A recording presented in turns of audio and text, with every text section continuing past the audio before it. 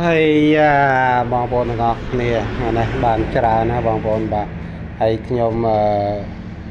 ចំណាយពេលចាប់តែ3ធុងទេបងប្អូនបាទ3កធុនទេហើយខ្ញុំអត់មានពេលធ្វើវាទេបងប្អូនបាទហើយរាល់ថ្ងៃបងប្អូនទាំងអស់គ្នាខ្ញុំធ្វើតែមួយថ្ងៃ3ធុង2ធុងទេបងប្អូនហើយ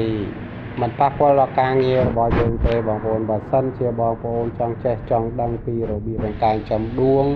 បងប្អូនជួយចុច Subscribe និងចុចរូបកណ្ដឹង